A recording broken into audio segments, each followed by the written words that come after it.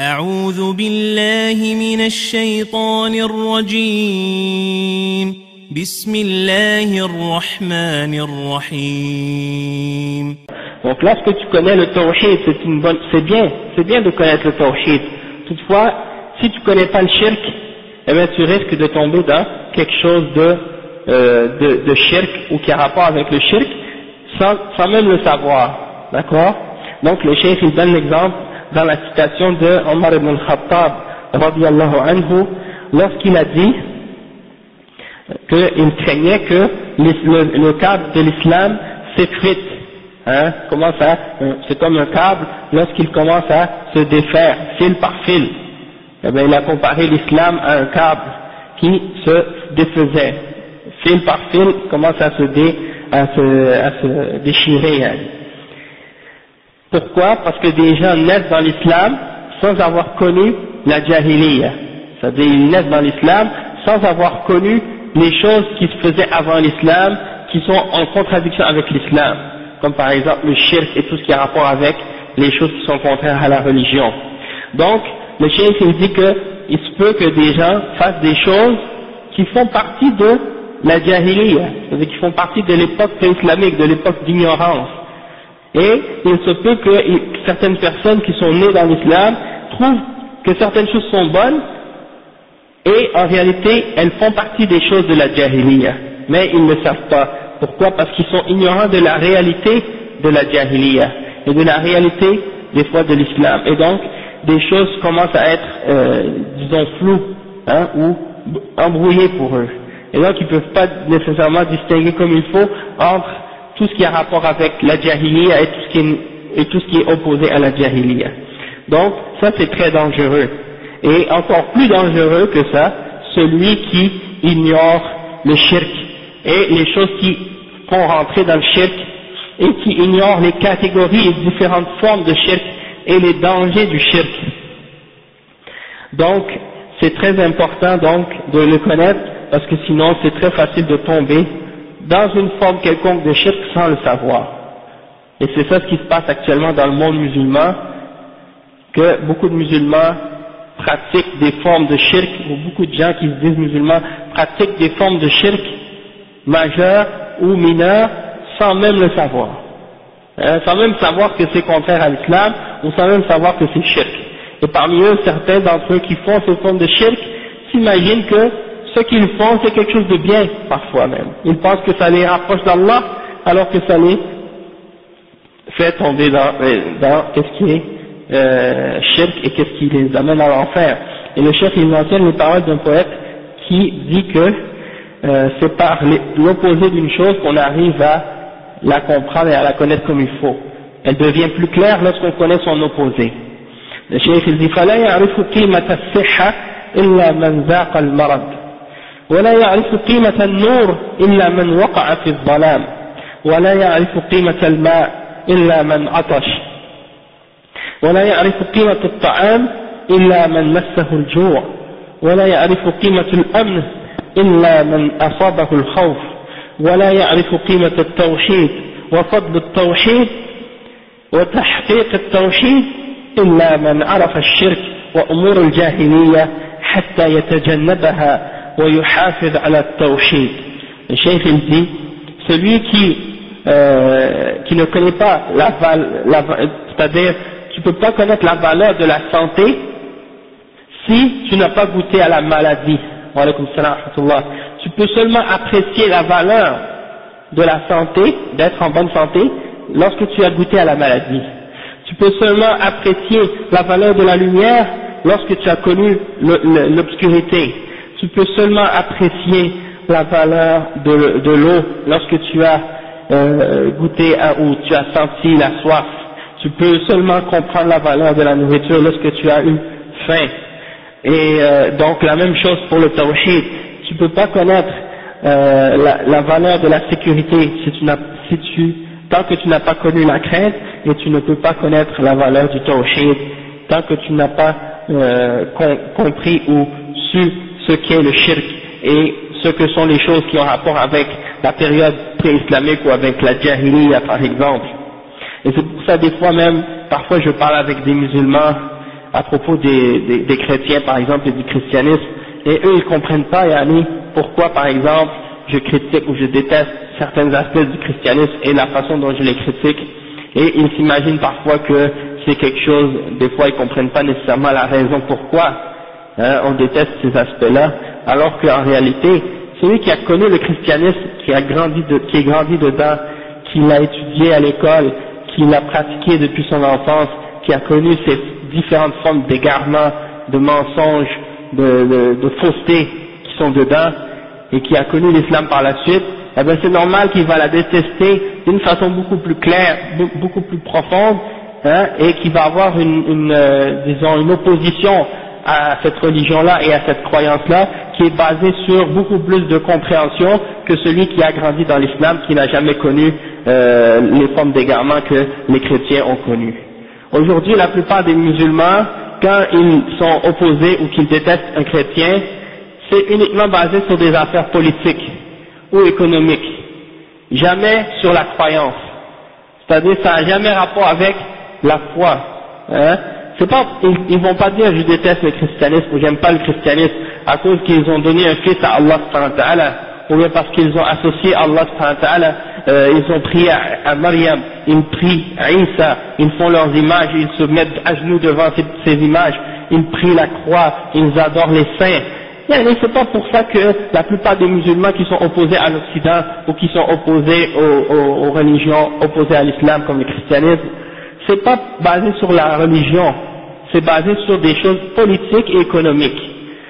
Tandis que celui qui était chrétien, qui a vécu et grandi dans le christianisme et qui a compris l'égarement et la fausseté de ses croyances et qui a quitté cette religion-là puis qui a accepté l'islam, il a uniquement accepté l'islam parce qu'il a compris que c'est la religion qui enseigne et qui appelle aux enseignements de tous les messagers d'Allah, de tous les prophètes, et que le prophète Isa alayhi salam, la religion à laquelle il appelait, c'était l'islam, c'est-à-dire à Tawhid, l'unicité d'Allah subhanahu wa ta'ala, et à adorer Allah seul. Et Isa alayhi salam, celui qu'on appelle Jésus dans le christianisme, il n'a jamais dit aux hommes adorez-moi, adorez ma mère, adorez les saints. Il a toujours dit aux hommes adorez Allah seul. Donc c'est pour cette raison-là que nous, quand on a compris ça et quand on a découvert le vrai message de l'islam, on s'est opposé au christianisme et on a accepté la religion d'Allah, pas pour des raisons politiques, pas parce qu'ils ont colonisé les pays musulmans, pas parce qu'ils ont volé les richesses des pays musulmans, pas parce qu'ils ont fait des massacres, pas parce qu'ils ont fait ci et ça c'est des détails, ça c'est secondaire. La vraie raison pourquoi on est opposé à ces gens-là, en premier, c'est parce qu'ils ont associé des créatures et des êtres avec Allah subhanahu wa ta'ala dans leur adoration. Et ça c'est la base de notre opposition et de notre animosité envers ces gens-là. Surtout en particulier les pays qui ont vécu la colonisation et qui ont vécu toutes sortes de problèmes, de guerres avec les kuffars de l'Occident, eh ben, ils s'imaginent souvent qu'ils les détestent, ces gens-là. Et puis des fois, tu vois, par exemple, j'ai rencontré certains frères algériens, ils refusaient de parler français, parce qu'ils disent, ça fait rare de dire, des kuffars, ils nous ont colonisés et tout. Toutefois, ils apprennent l'anglais et ils parlent l'anglais. Et c'est aussi un des kuffars, et ils n'ont pas colonisé l'Algérie, mais ils ont colonisé d'autres pays musulmans. Donc pourquoi faire une distinction entre un peuple chrétien puis un autre peuple chrétien? Ils sont tous des kuffars à la base parce qu'ils ont associé avec Allah subhanahu wa ta'ala, pas parce qu'ils ont colonisé. Il y a des pays musulmans qui peuvent coloniser d'autres pays musulmans, et ce sont des musulmans, ce ne sont pas des kuffars. Parfois il y a des peuples musulmans qui font des injustices à d'autres peuples musulmans. C'est sûr qu'on déteste l'injustice qu'ils font, mais on ne les déteste pas comme un kafir qui associe avec Allah subhanahu wa ta'ala. Donc il y a des choses aussi qu'il faut regarder, la même chose avec les juifs et la Palestine et la situation qui se passe là-bas, c'est la même chose. Peu de musulmans détestent les juifs parce qu'ils ont renié le Coran ou renié le prophète Mohammed sallallahu alayhi wa sallam et refusé de croire en la vérité qui vient d'Allah subhanahu wa ta'ala, ou parce qu'ils ont refusé de croire en Isa et en Al-Injil. Peu de musulmans détestent les juifs à cause de leurs croyances qui sont opposées à la vérité. La plupart d'entre eux c'est pour des raisons politiques, ou bien pour une jalousie, pour la dunya, parce qu'ils ont plus de richesse, parce qu'ils ont pris la terre, parce qu'ils ont plus de pouvoir, et ils voudraient eux avoir le même pouvoir et avoir la terre. C'est tout. Et s'ils ont un jour repris la terre, eh bien ils vont devenir les meilleurs amis avec ces gens-là. Parce que c'est pas basé sur l'aqida. Donc la base de notre religion, c'est l'aqida. Une fois j'ai parlé avec une fille qui n'était pas musulmane, elle était chrétienne, je lui ai dit pourquoi tu n'acceptes pas l'islam? Elle m'a dit ah non je veux pas accepter l'islam, c'est trop dur, c'est trop compliqué. J'ai dit ok d'accord, je vais te poser des questions pour voir si vraiment tu veux pas accepter l'islam. Est-ce que tu es d'accord qu'il y a un Dieu unique? Elle m'a dit oui. Est-ce que tu es d'accord qu'il ne faut pas prier à Isa, mais il faut prier à Allah subhanahu wa ta'ala lui seul? Elle m'a dit oui, je suis d'accord avec ça. Est-ce que tu es d'accord que quand tu veux demander pardon pour un péché, tu ne dois pas aller demander à un prêtre, mais tu dois demander pardon uniquement à Allah subhanahu wa ta'ala? Elle a dit oui, je suis d'accord avec ça. J'ai dit, donc dans ce cas-là, tous les fondements et les bases de l'islam, tu les as acceptés. Donc en principe déjà tu peux dire que tu es déjà prêt à accepter l'islam parce que tu as accepté la base, c'est-à-dire tu as accepté la croyance et la foi de l'islam. Hein? Et c'est ça en fait qui te fait rentrer au paradis. Le prophète sallallahu alayhi wa sallam a dit Man shahida an la ilaha illallah wa anna Muhammad Rasulullah dakhala al-jannah. Man shahida an la ilaha illallah wa anna Muhammad Rasulullah dakhala al-jannah. C'est ça qui va te faire rentrer au paradis, c'est ta foi en la ilaha illallah. Maintenant les autres aspects qui viennent avec l'islam, ça vient à la suite. Le prophète sallallahu alayhi wa sallam, quand il a envoyé Mu'adh ibn Jabal au Yémen, il a dit Innaka تذهب إلى قوم من أهل الكتاب فليكن أول ما تدعوهم إليه شهادة أن لا إله إلا الله. La première chose que Mu'adh était commandé de faire lorsqu'il allait chez les chrétiens ou les juifs, c'est de les appeler à la ilaha illallah, pas autre chose. Donc il y a des musulmans aujourd'hui, quand ils veulent faire da'wa à des non-musulmans, ils commencent par leur parler de le porc c'est haram, l'alcool c'est haram, le hijab, des choses comme ça. Ils ne parlent pas de l'aqida. Alors que l'aqida c'est la base.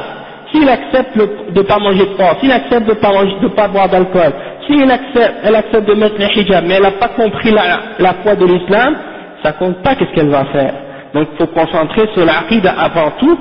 Si elle accepte l'aqida mais elle néglige certaines autres choses, comme par exemple si elle devient musulmane, elle dit la ilaha illallah, mais elle continue à manger du porc par exemple, ou bien elle continue à boire de l'alcool, c'est moins pire que si elle meurt sans être musulmane du tout, sans shahada. Donc c'est ça aussi, il faut voir maintenant les questions de priorité, c'est-à-dire la ilaha illallah, c'est la base et c'est la priorité. Et il y en a qui pensent que pour faire da'wa à un chrétien ou à un kafir, il faut commencer par être ami avec lui. Tu deviens copain, tu commences à ami avec lui, faire des blagues, être plus proche de lui, puis après petit à petit tu vas lui parler de d'autres choses, pas de religion, puis à la fin peut-être là quand il va être proche, tu attends que lui va te poser des questions. C'est pas comme ça que le prophète sallallahu alayhi wa sallam a fait da'wa à l'islam. Il n'est pas devenu ami avec tous les mouchriquins de Mecca pour après commencer à devenir copain avec lui puis dire petit à petit je vais les appeler. Non, première chose qu'il a fait, il a dit la ilaha illallah tuflihu. Hein? Il est venu les voir, il leur a dit dites la ilaha illallah. Hein? Il a dit quand tu vois un kafir, même si tu le connais pas, même si tu n'es pas ami avec lui, tu lui dis je t'invite à accepter l'islam. Et tu vas voir sa réaction, après tu peux lui expliquer l'islam. Et tu l'invites à accepter l'islam, c'est pas nécessaire qu'il soit ton copain, soit ton ami. Parce que s'il devient ton ami, après tu l'appelles à l'islam, peut-être qu'il devient musulman juste pour te faire plaisir. Pour toi, pas pour Allah subhanahu wa ta'ala. Donc c'est important que la personne comprenne que si elle accepte l'islam, c'est pour lui-même, c'est pas pour te faire plaisir à toi. Hein? Et souvent il y a des musulmans qui comprennent pas cette notion-là. Hein? Parce que eux c'est juste par amitié, pire, le fait d'être amical avec les gens qui les fait devenir musulmans. Il y a des chrétiens qui sont de cette façon, ils utilisent cette méthode pour amener des gens au christianisme. Ils vont dans leur pays, ils leur construisent des écoles, ils leur construisent des hôpitaux, ils leur donnent de l'eau, ils leur donnent la nourriture, ils leur donnent des vêtements pour essayer de les faire devenir chrétiens. Ça c'est la méthode qu'ils utilisent, comme si pour essayer d'acheter les gens. Hein? C'est ça, une forme de corruption là pour la religion. Alors les gens ils deviennent pas réellement chrétiens parce qu'ils ont cru nécessairement au principe du christianisme, mais ils le font juste parce qu'ils ont senti, par exemple, bon, soit parce qu'ils se sentent comme, parce qu'ils sont gentils avec nous, donc on va faire ça, et puis ils continuent à croire à la même chose qu'ils croyaient auparavant. Allah al-Musta'an. Naam. Naam, Allah al-Musta'an. Donc ça c'est des exemples, comme le frère il dit, hein, comment ils utilisent les moyens, comme ils essaient d'acheter les gens, et de les faire convertir de cette façon. Musulmans, ouais, c'est ça. Donc il y a souvent des choses comme ça. C'est comme tu dis, il y a plein d'organismes là qui montrent comme si c'est des organismes à but non lucratif ou des organisations humanitaires, OGM, oui, qui montrent à l'extérieur qu'ils sont juste des aides humanitaires, soi-disant pour aider les gens pauvres qui n'ont pas de nourriture, qui n'ont rien, et en dessous, c'est des missionnaires. C'est-à-dire ils vont dans les pays musulmans et non musulmans pour amener des gens à se convertir au christianisme. Et parfois les occidentaux ou ces organisations-là, leur but principal, c'est pas nécessairement d'arriver à convertir les gens à leur religion pour les faire devenir chrétiens, mais ils seront satisfaits de savoir que ces musulmans-là ont adopté leur mentalité et leur mode de vie occidental. S'ils ont réussi à les faire vivre et à les faire penser comme des occidentaux, même s'ils sont encore musulmans, eh bien pour eux ils ont réussi leur travail. Maintenant s'ils acceptent le christianisme, pour eux c'est un détail, c'est secondaire, hein? Parce que même ici, regardez, les chrétiens, combien de chrétiens vont à l'église? Hein? C'est des vieillards qui vont à l'église seulement. Mais il y a rarement des jeunes, je parle des églises catholiques en particulier, bien entendu les églises protestantes dans différentes communautés, ils sont plus actifs, tu vois, des jeunes parfois, mais dans les écoles catholiques, dans les églises catholiques, tu vois, la plupart c'est des vieillards, hein, parce que c'est une religion qui est complètement, disons, délaissée. Ah oui, ben c'est ça, finalement elle s'est pas encore convertie, mais Inch'Allah peut-être, on espère que celle-là elle va se convertir, parce que qu'est-ce qui fait peur aux gens des fois à propos de l'islam? C'est pas les principes de base de l'islam, parce que les principes de base de l'islam sont clairs, et tout le monde quand il les entend, il les accepte, il ne peut pas les rejeter, parce que c'est la vérité, c'est tellement solide, ils ne peuvent pas le renier, et c'est ça qui fait la force de l'islam en fait. Mais c'est les autres choses par la suite qui demandent des sacrifices, qui demandent de faire des efforts, hein, et d'abandonner certaines choses ou de faire certaines choses qui vont demander beaucoup de patience et beaucoup d'endurance et beaucoup de sacrifices, et ça fait peur aux gens. Parce que la plupart des gens aiment pas aller contre le courant de la société. La plupart des gens aiment plutôt suivre le courant, être comme des poissons, hein, et pas des saumons. Les saumons, ils vont contre le courant, mais ils veulent être dans l'autre sens. Ils se laisser couler avec le courant. Donc c'est fait que le cheikh nous explique ici l'importance de l'aqidah et la crainte du shirk. En fait, c'est ça, c'est une des bases qui est importante à comprendre. Et il y a peu de musulmans, malheureusement, aujourd'hui, ont compris le danger du shirk.